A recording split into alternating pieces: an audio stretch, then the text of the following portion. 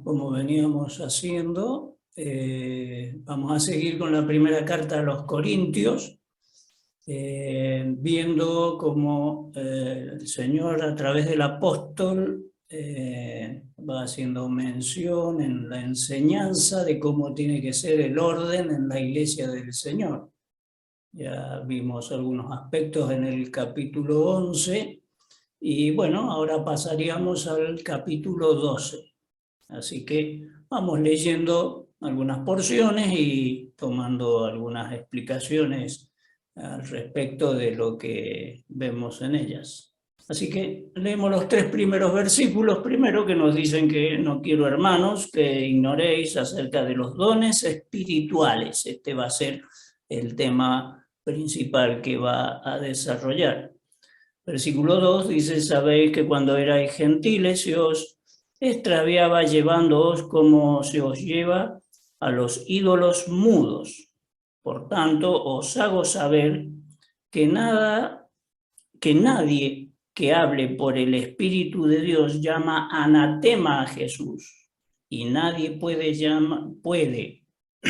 llamar a Jesús Señor si no es por el Espíritu Santo. Así que bien, acá tenemos la presentación. En principio nos dice que no quiere guiar el apóstol acerca de la existencia de los dones espirituales. Pero claro, hace una mención del contexto que había en aquel tiempo, en aquella iglesia en Corinto. Como sabemos, venían de toda una influencia de paganismo, ¿no? de adoración y culto a diversos dioses allí, todos inventados por los hombres, pero asistidos por el enemigo, también por Satanás, ¿no? Porque eran templos allí de reunión, con sus sacerdotes inclusive, y que bueno, ellos manifestaban lo que decían oír, ¿sí? En alguna manera en forma de don espiritual, ¿no es cierto?, de aquellos dioses, ¿no? Y seguramente eran todo cosas engañosas y que llevaban al error, a las malas prácticas, a la inmoralidad y cuantas cosas desagradables que resultaban de estas cosas, ¿no? Así que todos engaños provenientes del enemigo de las almas a través de sus seguidores, ¿no? Pero a continuación también expresa de que en los versículos siguientes, en que nadie se puede llamar anatema a Jesús, una cosa muy dura, anatema, ¿no? Maldito, hay que quererlo sacar de su posición que tiene el Señor. Y bueno, y esto provenía de los judíos, porque los judíos no reconocían la realidad del Mesías, ¿no? Que era el Señor. Así que ellos estaban en desacuerdo permanente con esta situación de que aparezca en escena el Señor como el Mesías, como lo que realmente estaba presentado el Señor allí. Pero evidentemente no eran convertidos y no tenían la asistencia espiritual de parte de Dios. Pero sí aquellos que eran convertidos y estaban asistidos con el Espíritu del Señor, podía llamarse al Señor, Señor, para la redundancia, ¿no es cierto? Y es lo que podemos hacer nosotros también, porque tenemos el Espíritu del Señor morando en nosotros y le reconocemos como nuestro Salvador y sabemos todo lo que representa su persona, ¿no? El Dios humanado y el obrador de nuestra salvación. Así que bien, esto es lo que da como introducción estos primeros pasajes. No obstante, podemos dar una definición de qué es lo que es el don, de esto que vamos a hablar, don espiritual. Podríamos decir que es una capacidad para servir a Dios. Más precisamente allí en el comentario del hermano Felipe Espósito, lo define como una influencia que proviene de Dios y capacita para cierta labor en el servicio para Dios. Y proviene del Espíritu Santo, como nos dice el versículo 4 que vamos a leer a continuación. Así que es una capacidad, es una influencia que viene de parte de Dios y actúa en los creyentes, ya que son los que estamos asistidos por el Espíritu del Señor. Y da una capacidad para desarrollar una labor a todos. Todos tenemos esa influencia en distintas áreas, distintos aspectos que el Señor puede determinar y que algo de eso vamos a analizar a continuación. Así que bien, leemos a continuación los versículos que siguen del 4 al 6. Dice, ahora bien, hay diversidad de dones, pero el Espíritu es el mismo. Y hay diversidad de ministerios, pero el Señor es el mismo. Y hay diversidad de operaciones, pero Dios que hace todas las cosas en todos es el mismo. Así que notemos que interesante acá en estos 3 versículos está presentada la Trinidad de Dios, porque habla del Espíritu Santo en el primer versículo que leímos, habla del Señor en su señorío, ¿no es cierto? Ahí el segundo versículo que hemos leído, el 5, y en el versículo 6, como en las operaciones, dice, Dios haciendo mención a Dios el Padre. Así que, como hemos dicho, en la primera mención del Espíritu Santo, es a través del medio por donde tenemos acceso a estos dones que envía el Señor. Luego, en el versículo 5 que leemos, ministerios, dice allí, distintas formas de servicio reguladas bajo el señorío del Señor, o sea, Él es el que nos conoce y el que sabe nuestras capacidades y, bueno, cómo potenciar algunas de esas capacidades, ¿no es cierto?, para desarrollarlas dentro de la congregación. Igualmente en el versículo 6 que leemos acerca de operaciones, y decíamos allí que se denotaba a Dios como Padre, como aquel diseñador de todas las cosas, mostrando el modelo adecuado a seguir.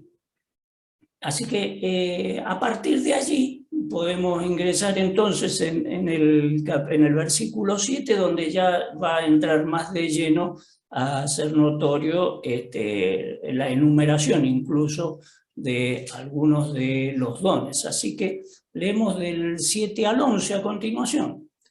Pero a cada uno les dada la manifestación del Espíritu para provecho, porque a es dada por el Espíritu palabra de sabiduría, a otro palabra de ciencia según el mismo Espíritu, a otro fe por el mismo Espíritu, a otros dones de sanidades por el mismo Espíritu, a otro el hacer milagros, a otro profecía, a otro discernimiento de espíritus, a otro diversos géneros de lengua, a otros interpretación de lengua. Pero todas estas cosas las hace uno y el mismo Espíritu, repartiendo a cada uno en particular como Él quiere. Así que bien, acá aparece una lista de dones que inmediatamente podemos hacer una división de aquellos que están en vigencia y otros que no lo están. Lo llamamos dones fundantes, ¿no?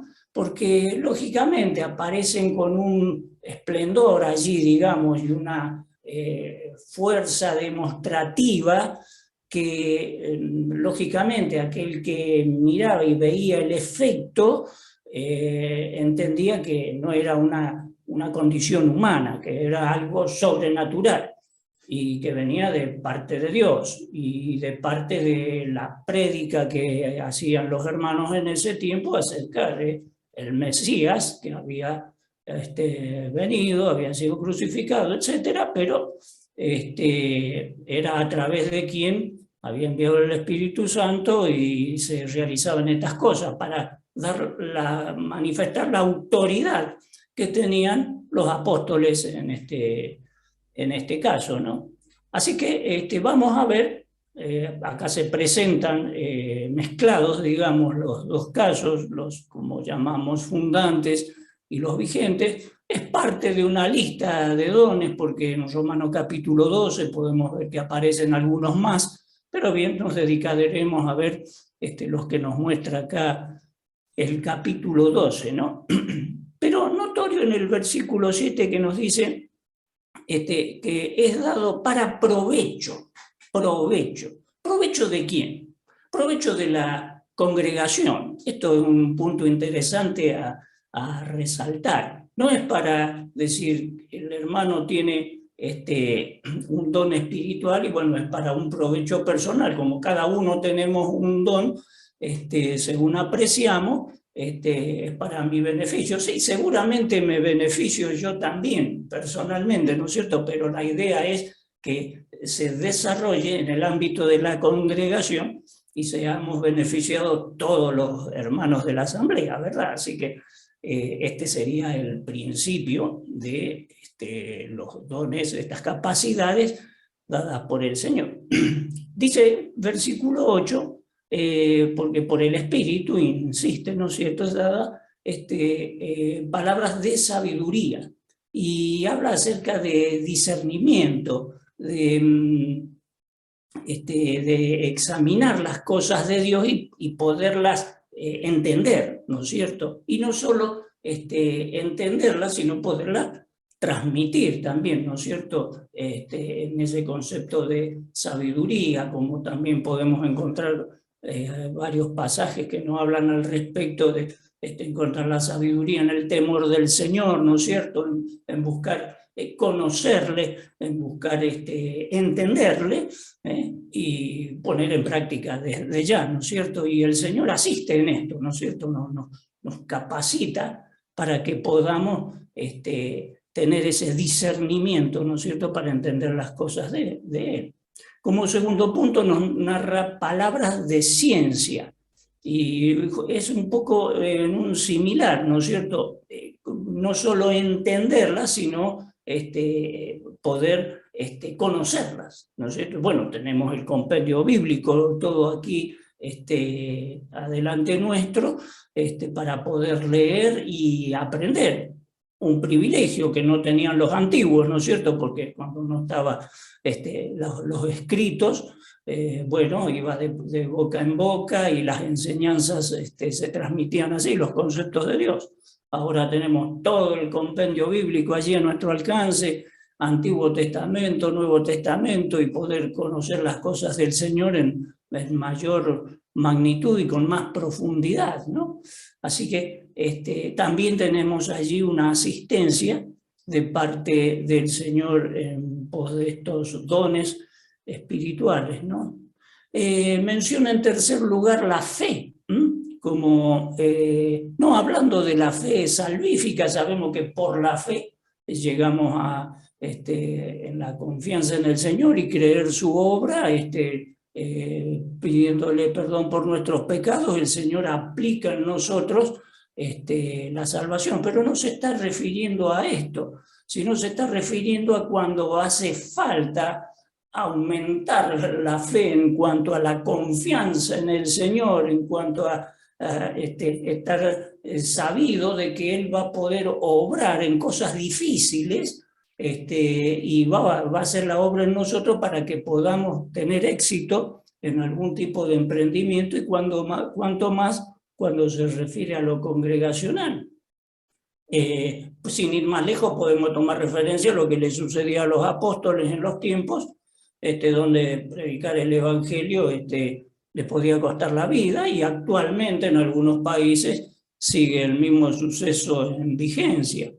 Nosotros ahora, para el tiempo allí de Pascua, este fin de semana, vamos a tener una actividad. Claro, no tenemos ese peligro de que va a costar la vida predicar el evangelio, pero hace falta que aumente nuestra confianza, ¿no?, nuestra fe en el Señor, para que nos ayude y Él nos fortalezca, ¿no?, para desarrollar la labor que tendremos ahí esos días tan importantes de expresarle a los que no conocen al Señor lo bueno que es confiar en Él y reconocerle como Salvador.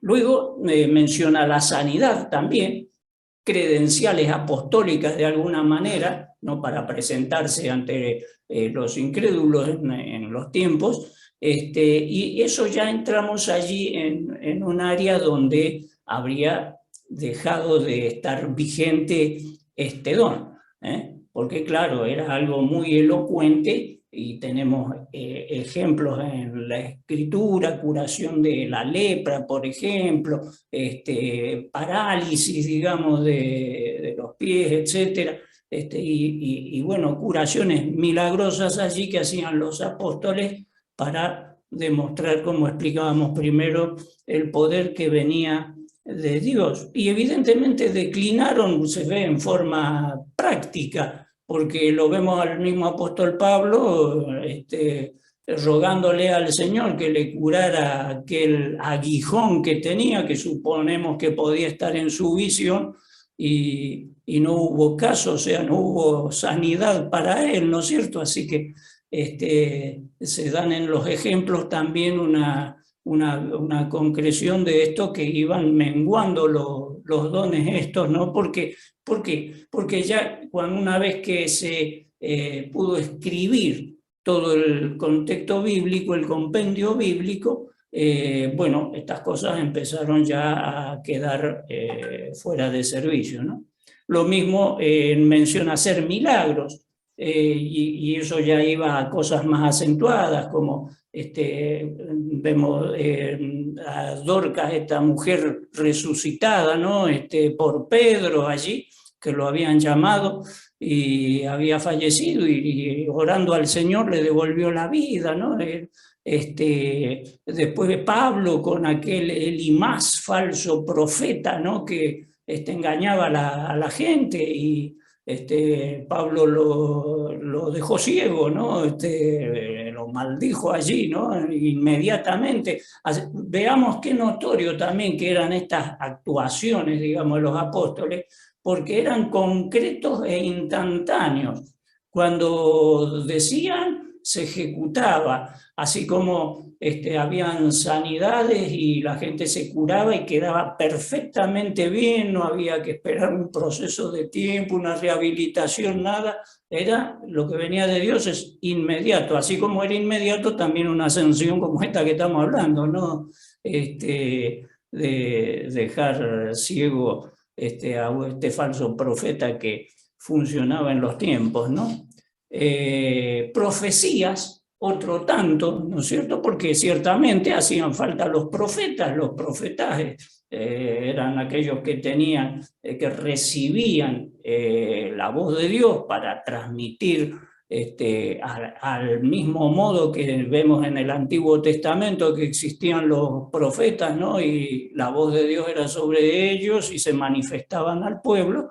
En los tiempos del Nuevo Testamento sucedía en forma similar, hasta que, como dijimos, se logró completar todo el compendio bíblico, y ahí cesó también esto de las profecías, ¿no?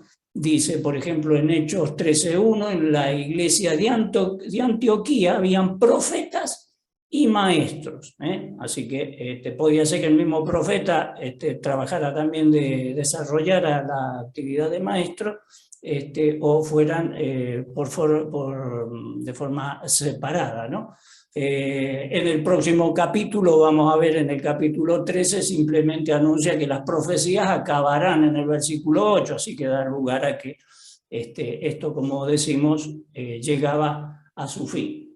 Bueno, discernimiento de espíritus, vamos a apurar porque si no se nos va la hora. Diversos géneros de lenguas, el don de lengua, ¿no es cierto?, tan comentado y tan mencionado en nuestros tiempos, y eso, una cosa bastante fuera de lugar, ¿no es cierto? Porque en el tiempo antiguo, ¿qué pasaba?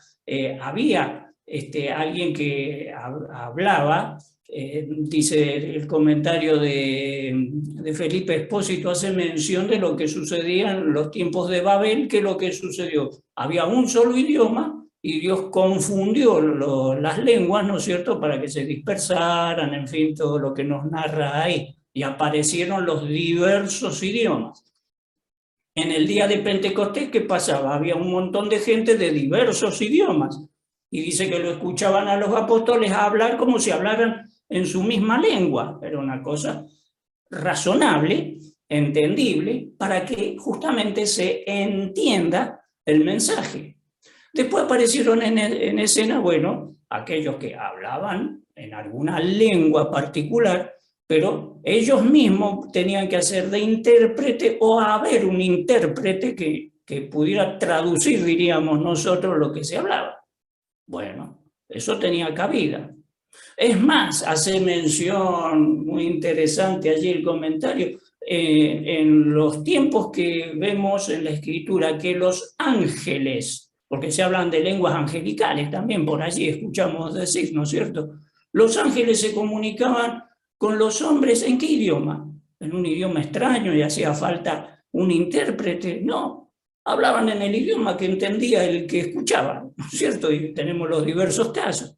Así que esto de lenguas angelicales que por ahí se escuchan en nuestros tiempos es medio insólito.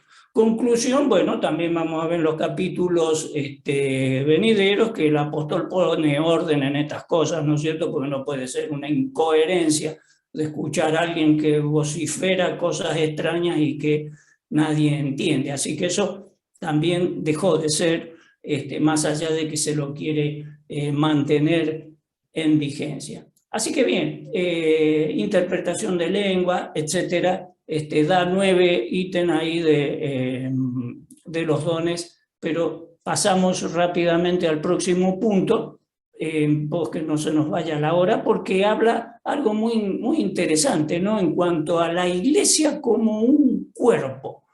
Qué buen mensaje ¿no? El ejemplo que pone acá el Señor, ¿no es cierto?, de un cuerpo, algo ahí, una unión de miembros, ¿no? Y cada uno en su labor, en su actividad, y todos en pos de todos, comunión, ¿no es cierto?, de la iglesia, algo muy, muy bueno, una provisión sin igual que dejó el Señor.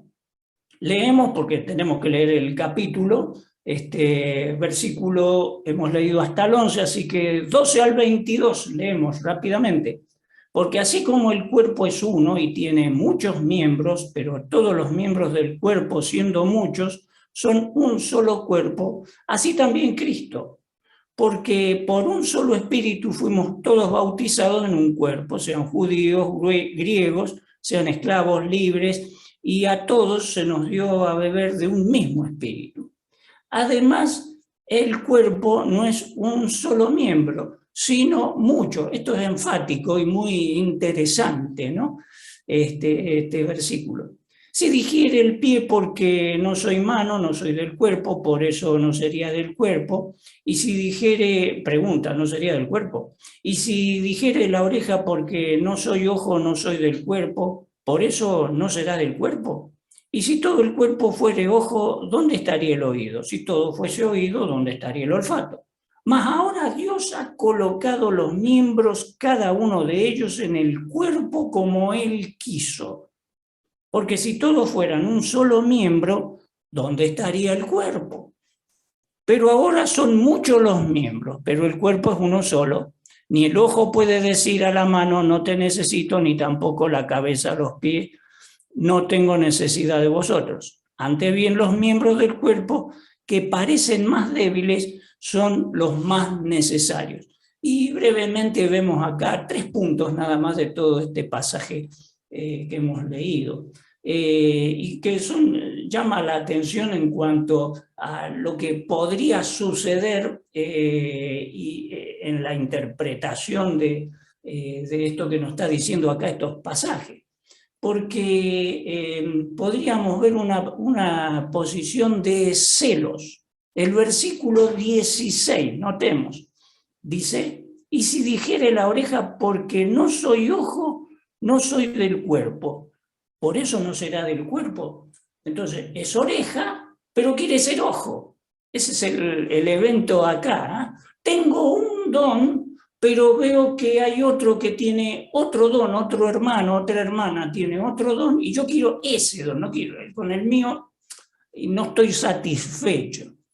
No, si soy ojo, y tengo que estar agradado del don que me dio el Señor y ver de cómo ponerlo en práctica. Esa es la idea, ¿no? Y beneficiarme y beneficiar a los hermanos. Así que celos, que el Señor nos ayude a darnos cuenta de esto, ¿no? Y que no sea eso un suceso. Peligro del monopolio. Versículo 19, notemos. Dice, porque si todos fueran un solo miembro, ¿dónde estaría el cuerpo? Bueno, acá es una actitud de decir, bueno, yo como tengo varias capacidades, bueno, un poco hago todo yo solo, monopolio, o unos pocos, así que un grupo allí y hace todo, y los demás, bueno, que esperen su turno, etcétera, ¿no es cierto? No. Por eso leíamos el versículo 14, que era enfático, decíamos, además el cuerpo no es un solo miembro, sino muchos, y gloria al Señor, porque la iglesia del Señor está nutrida de muchos hermanos con los diferentes dones.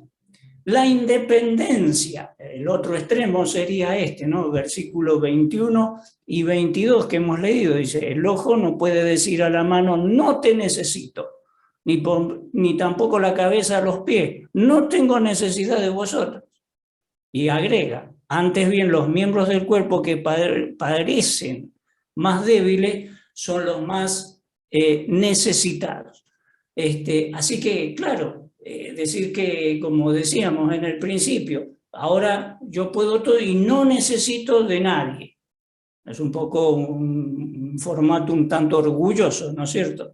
Así que, pero de independencia, yo voy a poder solo. No, es el cuerpo, es una visión que tenemos que tener todos, ¿no es cierto? Vernos a todos como necesarios para el funcionamiento y el buen orden en la iglesia del Señor.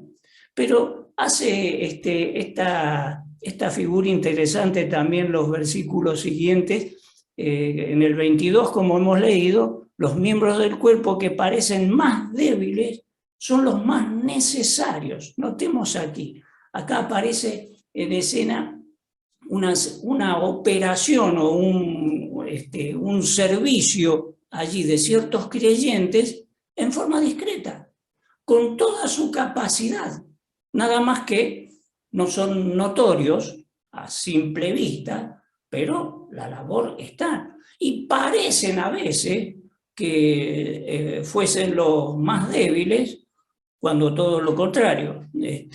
Bueno, a veces no se reconocen, bueno, qué pena, no debiera ser así, pero están allí presentes, son parte del cuerpo también y son necesarios en la congregación. Por eso dice, Dios da más abundante honor a los que aparentemente tienen menos trascendencia, ¿no es cierto? Bien, versículos 25 y 26 pasamos. No hemos salteado el 24. Porque los que nosotros son más decorosos no tienen necesidad, pero Dios ordenó el cuerpo dando más abundante honor al que le faltaba. Esto es lo que acabamos de explicar. Ahora dice el 25, para que no haya desavenencia en el cuerpo de Cristo, sino que los miembros todos se preocupen los unos por los otros. Qué buena condición esta, ¿no? Y el 26 dice, de manera que si un miembro padece, todos los miembros se duelen con él. Y si un miembro recibe honra o alegría, podríamos también decir, todos los miembros con él se gozan.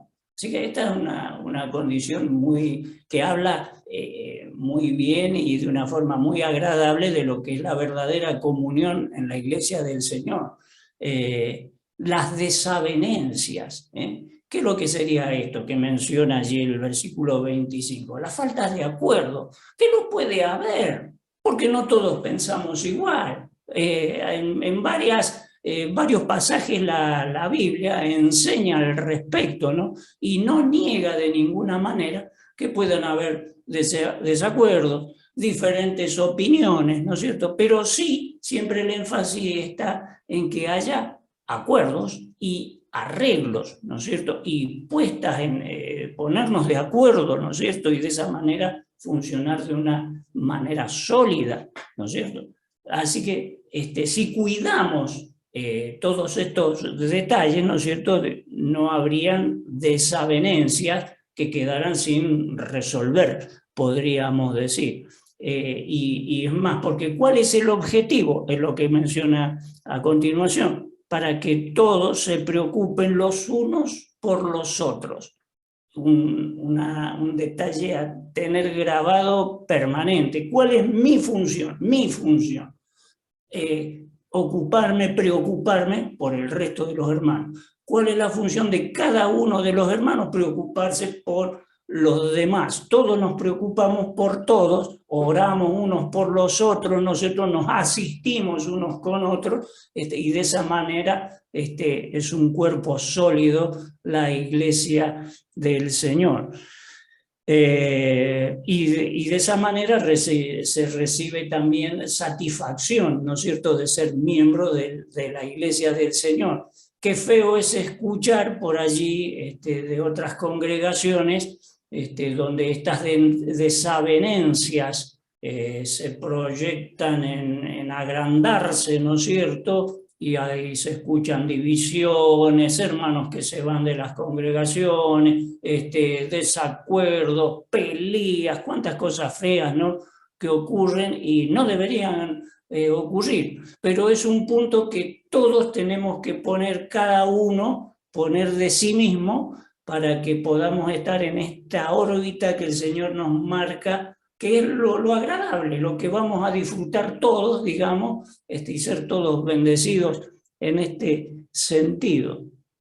27 al 30 leemos: vosotros pues sois el cuerpo de Cristo y miembros cada uno en particular.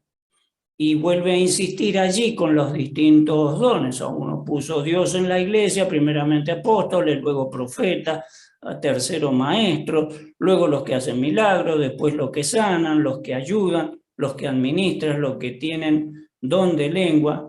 Son todos apóstoles, son todos profetas, todos maestros, hacen todos milagros, tienen todos dones de sanidad, hablan todos lengua, interpretan todos. Y bueno, acá vuelvo a hacer énfasis en lo mismo que explicábamos recién. O sea, cada uno tenemos mínimamente un don.